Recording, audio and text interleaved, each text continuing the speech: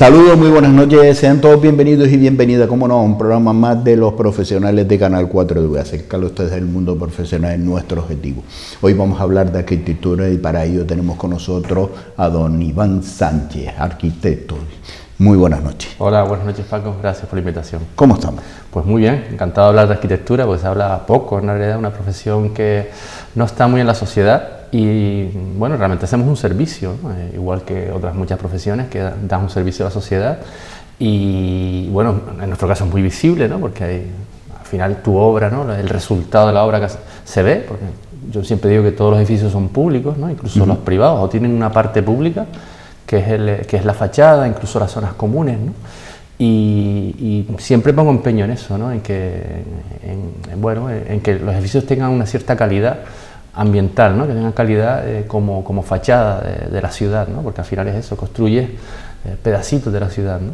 Es complejo, ¿no? Para hacer una edificación y cuadrar todas estas piezas de este puzzle y que sea algo que se integre. Sí, y entran en juego un montón de factores. La arquitectura está muy condicionada por la normativa, ¿no? Además, y cada vez más limitada, normativas en muchos casos muy restrictivas, y luego por las administraciones. Hay una normativa nacional, que es el Código Técnico de la Edificación, se llama así, que es de ámbito para toda España. Es además un código que si uno lo sigue, siempre obtienes un buen resultado, es decir, desde el punto de vista de la eficiencia energética, de la protección del edificio, de la seguridad de utilización. Es una especie de guía que hay que cumplir y ha mejorado muchísimo la calidad de la construcción, sobre todo en Canarias, ¿no? que veníamos de una construcción, bueno, pues con los materiales que teníamos y demás, ¿no? y en muchos casos precaria, ¿no? Y luego está las exigencias de las administraciones locales, ¿no? Con los planes generales, las propias normas que ponen los ayuntamientos para que, en la mayoría de los casos, para controlar el resultado urbano, ¿no? Y esos son más tipos normas que te indican la altura máxima que puedes edificar, si puedes hacer sótanos o no, el aspecto que tiene que tener el edificio en el exterior y demás, ¿no? Y luego además cada ayuntamiento tiene la suya, o sea, no todos los planes generales son iguales, con lo cual cada vez que haces una obra es casi una experiencia nueva, ninguna obra es igual que la anterior, ¿no? Por lo cual cada vez que vas a hacer una obra en cualquier otro municipio, lo primero que tienes que estudiar es el plan general. Exacto. ¿Cuáles son las materias que puedes llevar y ejecutar o no ejecutar para empezar a llevar a cabo ese proyecto? Sí, y casi siempre con los clientes es casi siempre la primera pregunta. Te preguntan qué es lo que puedo hacer aquí en mi solar, ¿no? Entonces te tienes que estudiar la normativa del solar para explicarle a la persona qué es lo que puede hacer en él, ¿no? Y te digo, ahí debería haber algo más de uniformidad, ¿no? Y eso a veces se echan falta, no para que todas las casas fueran iguales, ¿no? Sino para que las casas con las mismas características tuvieran la misma normativa, ¿no? En cuanto a la distancia con respecto a la acera, los retranqueos de fondo y demás, ¿no? Cosas que muchas veces condicionan y que no siempre se adaptan al sitio, ¿no? Por ejemplo, en Telde hay muchos casos de incumplimiento de normas en la famosa ordenanza E, que es una ordenanza que se llama de ciudad-jardín, ¿no? Que en un momento dado se pretendió el gobierno municipal, pues que las viviendas tuvieran un jardín delantero, un jardín trasero y estuvieran separadas unas de otras, ¿no? Para dar eso, una imagen de eso no fue un proyecto poco más o menos, lo tenemos muy cerca de los platos de Canal 4TV, hablamos de La Herradura, por ejemplo. Sí. Un proyecto inicial como Ciudad Jardín. Sí, y ya está prácticamente colmatado la Loma de Taliarte, por ejemplo, también, ¿no? Que es esa idea, pero también están zonas como Playa del Hombre o La Garita, ¿no? Bueno. Donde si uno si uno tiene esos retranqueos laterales es invivible, ¿no? Por el viento, por el salitre, porque te termina pudriendo las carpinterías y demás, ¿no? Y es un caso, por ejemplo, de norma que no está adaptada al sitio concreto, ¿no? Y de ahí muchas veces los incumplimientos, porque lo que hace la gente es ocupar los retranqueos para defenderse de las inclemencias del tiempo, ¿no? Con una normativa mejor y adaptada para la zona de Playa del Hombre, La Garita, seguramente no habría ningún incumplimiento urbanístico y tendríamos una imagen urbana mejor, ¿no? Con lo cual a veces las normas entran en contradicción con el lugar. En esos momentos de diseñar ese proyecto, cualquier edificación, llega un momento de chocar las leyes que ustedes tienen que llevar a cabo, que son las leyes más recientes, porque son las leyes que se lleva a nivel nacional, no sé si regional, pero con los planes de ordenación urbana obsoletos, por ejemplo, Telde o San Bartolomé o Mogán, que ya están enquistados, van a la par. ¿Cómo se puede llevar el ordenar con las leyes recientes que tenemos hasta ayer, con un plan era obsoleto de 20 años, 30 años atrás? Claro, ese es otro tipo de contradicción, ¿no? Por un lado están las normas nacionales, las normas autonómicas también, ¿no? que se me olvidaba comentarlas, ¿no? Que rigen las superficies habitables, o sea, cuánto puede ser de grande o pequeña una vivienda y cuáles tienen que ser sus características interiores para que sea habitable, y eso lo dice la comunidad autónoma, y eso a veces, como tú dices, entra en contradicción con las normas municipales, ¿no? Yo me he encontrado, por ejemplo, casos en que en suelo rústico, por ejemplo, sabes que se pueden hacer edificaciones destinadas a suelo rústico, ¿no? Puedo poner un almacén para los productos agrícolas, ¿no? Entonces te encuentras con que eso te lo dice la norma del Cabildo, el plan insular, que rige toda la isla, pero el municipio dice que en suelo rústico solo puedes hacer un cuarto apero de 10 metros cuadrados, ¿no? Entonces tienes que entrar en una especie de batalla legal con la propia institución para demostrar que su planeamiento es el que está atrasado, ¿no? Y tiene que actualizarlo, y como no está actualizado hay un planeamiento de rango superior al que tiene que obedecer. Eso no siempre es fácil y normalmente cuesta meses, a veces años, en conseguir un permiso para el que un ciudadano tiene derecho, ¿no? Porque además las normas tienen una estratificación, ¿no? Y van de mayor a menor, ¿no? Y no te digo, los ayuntamientos que no tienen ni siquiera planes generales, ¿no? Como Mogán, San Bartolomé de Tirajana, ¿no? Donde las normas municipales te dicen que la vivienda mínima, por ejemplo, tiene que ser de 50 metros cuadrados, que eso era lo que decían las normas de los años 80 o 90, y ahora el planeamiento regional te dice que una vivienda puede tener 30 metros cuadrados, ¿no? Un solo dormitorio, ¿no? Un estudio, que además es un tipo edificatorio muy demandado, ¿no? Y claro, el plan general es que ni siquiera existe, ¿no? Con lo cual, si haces un edificio con viviendas de 30 metros cuadrados, te vas a encontrar con que el técnico municipal, que está obligado a informar con una norma obsoleta, pues te dice que no, y tú tienes que argumentar que sí, y así estamos. Vaya debate. Sí, y así estamos muchas veces los técnicos, ¿no? Bueno, es lo que nos toca, ¿no? La verdad es que si te ves una memoria de un proyecto ahora, son 200, 300 páginas. Mi padre, que era aparejador, he visto sus proyectos, los planos que hacía, y lo resolvía todo con 2 o 3 folios, ¿no? Con lo cual no se garantizaba que las cosas fueran mejor, ¿no? Porque hemos ido a mejor. Empezaba diciendo que el Código Técnico ha mejorado muchísimo la característica de las viviendas, ¿no? Y por tanto su confort, su habitabilidad y demás, ¿no? Pero hombre, también hay extremos, ¿no? Es decir, cuando llevamos las cosas muy al extremo, bueno, pues al final es que esto es una pelea diaria con la administración, y debería estar la administración para ayudarnos, ¿no? Para resolver problemas y no para plantearnos nuevos problemas, ¿no? Por ejemplo, adaptarse las normas a los planeamientos de rango superior debería ser algo inmediato, ¿no? Y a veces los ayuntamientos tardan años, ¿no? Iván, me gustaría, fíjate, y estamos viviendo una era un poco, sobre todo con el clima, ¿no? Con este cambio climático y cómo estamos viviendo esta sociedad, y estamos viendo constantemente un clima bastante loco, y movimientos de la propia tierra, y lo último que hemos vivido, que está muy lejos de nosotros, pero que nadie se le llama a engaño, porque puede que en Soria pasó y estábamos en España.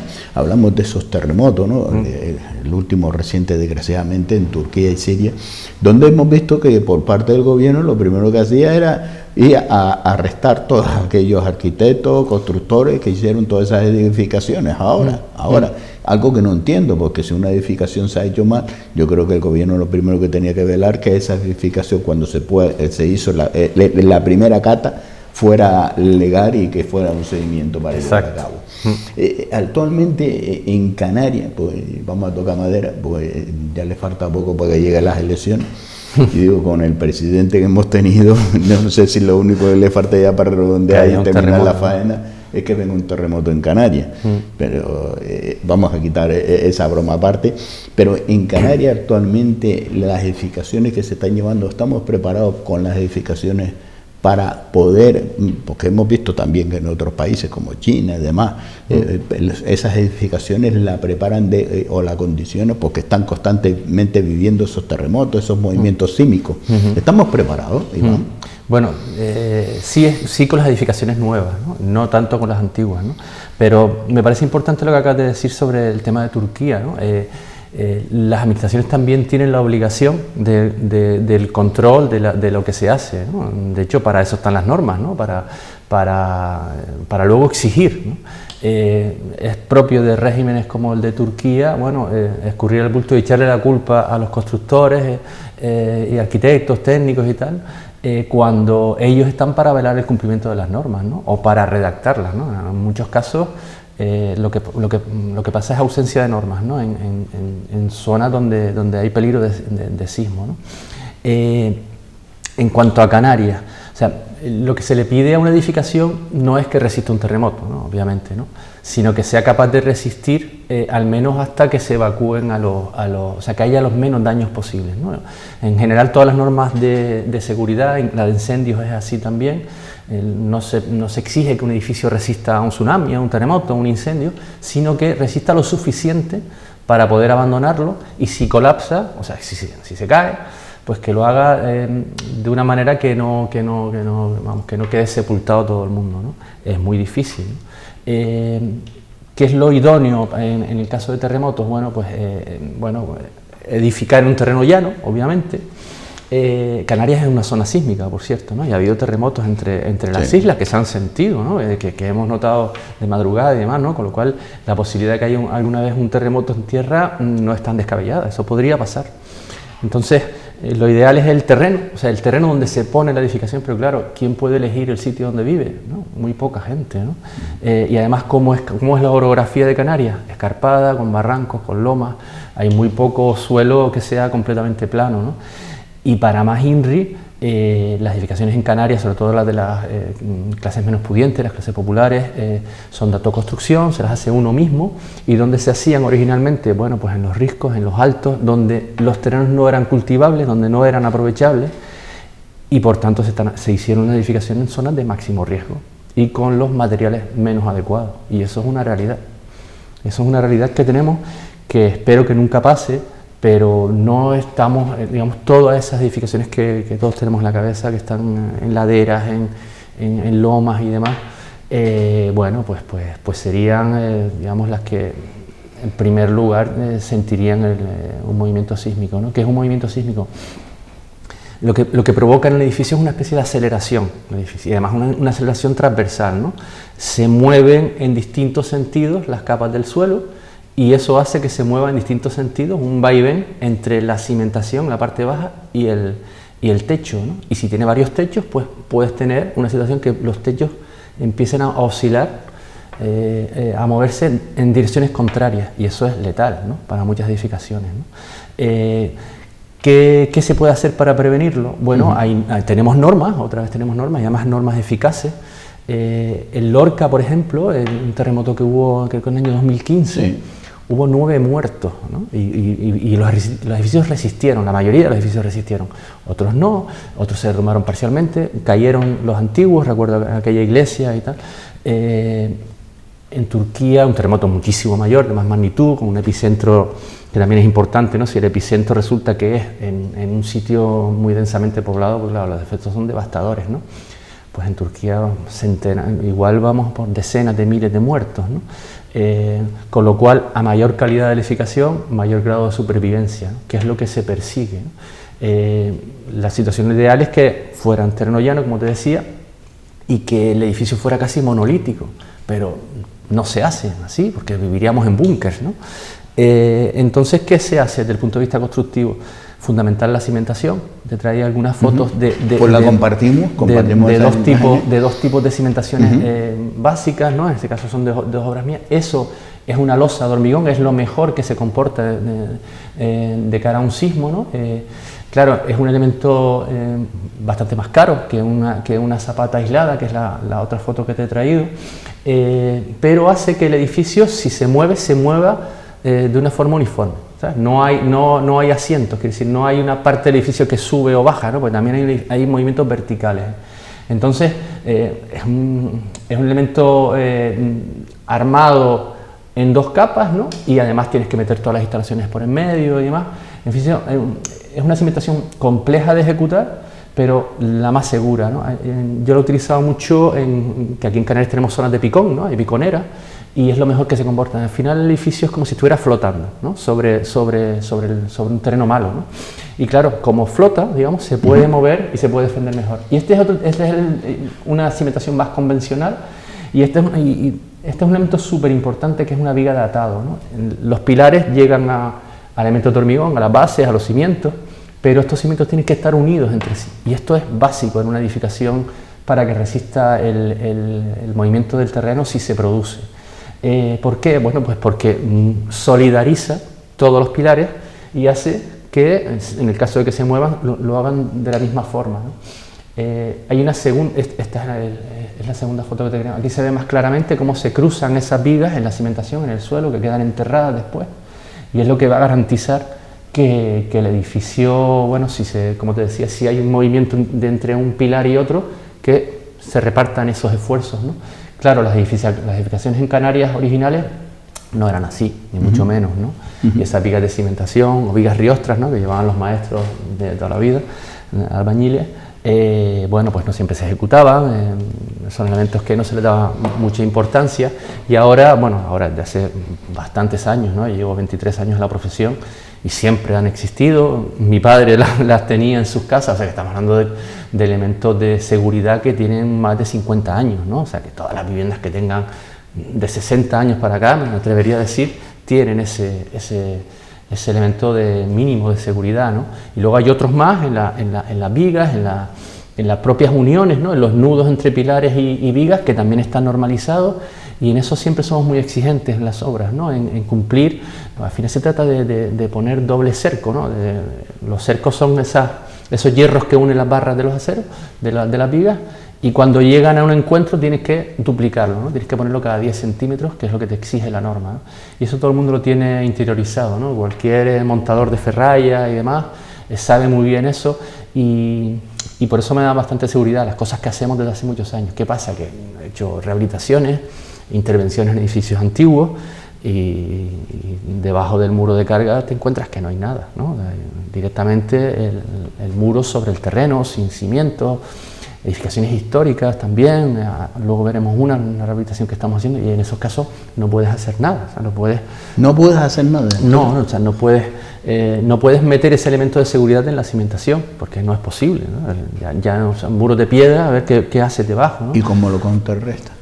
Lo que haces es que en los forjados nuevos que hagas, traslada ese elemento de seguridad a los forjados, ¿no? Por ejemplo, en el edificio que te voy a poner ahora, lo que vamos a hacer es una losa de hormigón sobre un forjado de madera, y esa losa de hormigón va a solidarizar todas las paredes del edificio, las va a atar entre sí, ¿no?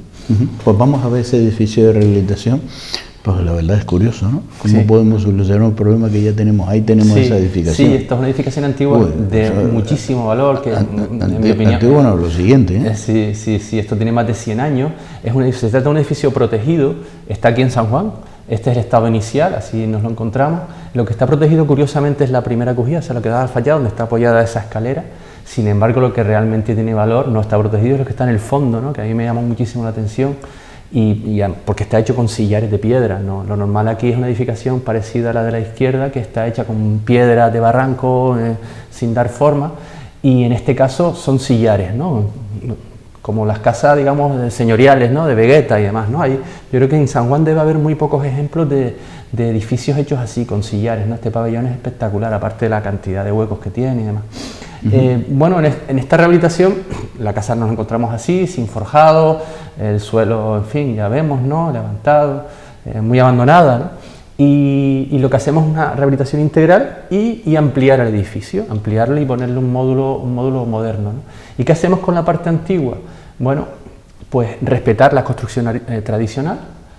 Primero asegurarla, que es lo primero que hay que hacer siempre en una obra, ¿no? Asegurar todos los huecos, asegurar con puntales y demás para que no se mueva nada, porque parecen muy sólidas estas edificaciones, pero se pone uno a escarbar y realmente escarbas en las piedras, ¿no? Te puedes llevar el material con la mano, y en este caso ya está reconstruido el suelo, no dejamos Seguimos manteniendo los elementos de seguridad hasta el final de la obra, por si acaso, pero aquí ya está reconstruido el suelo. Las nuevas vigas que hemos puesto de madera ya están empotradas con hormigón.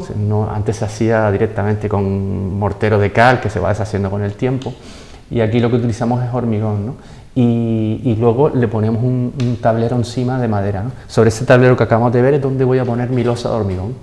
Antes directamente era viga de madera que se veía por debajo vista, luego encima el tablero, y ese era el suelo de antes, ¿no? No había ningún elemento que atara todo. Sobre esas tablas de madera, en la segunda fase haremos una losa de hormigón que unificará toda la planta, ¿no? Con lo cual tenemos un elemento... ¿Sobre esa losa?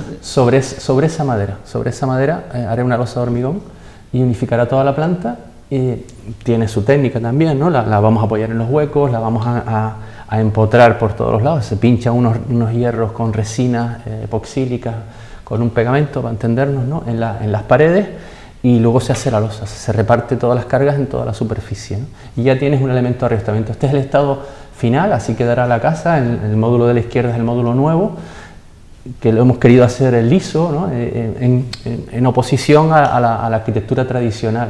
Y la unión entre la casa antigua, la parte antigua y la parte nueva es como una pasarela, ¿no?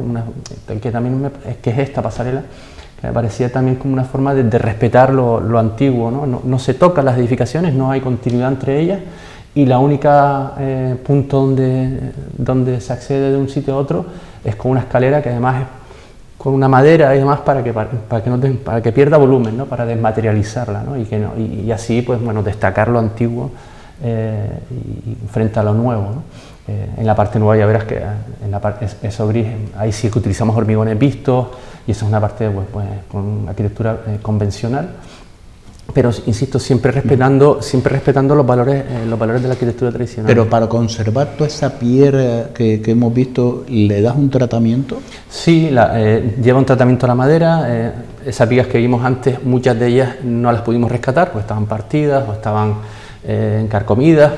Entonces se elimina primero todo lo que no sea recuperable, y se sustituye. Conseguimos madera antigua de una empresa que se dedicaba a demoliciones y tiene un almacén de madera, y conseguimos vigas exactamente iguales, de tea, además, centenarias, son espectaculares. La tea es un material espino canario milenario, y es un material muy denso, buenísimo. No sé, yo no he visto mejor madera para la construcción y más resistente y que dure más en el tiempo. De verdad, es muy difícil. Ahora es imposible de conseguir, salvo en aquellas empresas que lo van recuperando de otras obras y demás, ¿no?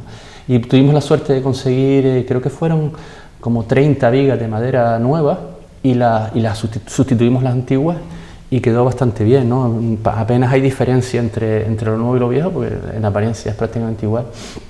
Entonces, eso lleva un tratamiento la piedra. Todos esos muros de piedras que veíamos, tú metes la mano y te llevas la tierra que hay entre las piedras, ¿verdad? Que es un poco, lo ves y es un poco escalofriante. Entonces tienes que retirar toda esa tierra, sustituirla por hormigón, ¿no? Para rellenar los huecos entre piedras. Es un trabajo casi artesanal. Las rehabilitaciones son bastante más caras que las construcciones convencionales por todo esto, porque es mucho más lento, es más laborioso. Te vas encontrando cosas que no prevés, ¿no? Yo voy a esta obra muchas veces pensando a ver qué me encuentro hoy, porque todos los días es como una sorpresa, ¿no?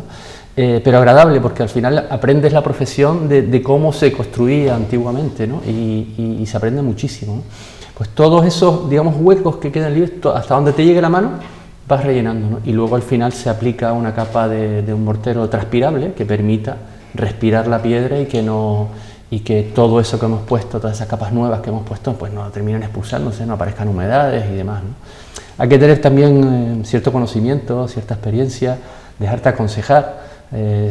Yo cuando veo a un albañil en la obra que tiene más edad que yo, a él me agarro, es decir, me parece la experiencia en la construcción es fundamental. De hecho, la construcción es una profesión que se va transmitiendo, y hay familias enteras, ¿no? De padres. Mi ejemplo, por ejemplo, es ese, ¿no? Mi abuelo era albañil, mi padre aparejador, yo estudié arquitectura, ¿no? Hay cierta tradición, ¿no?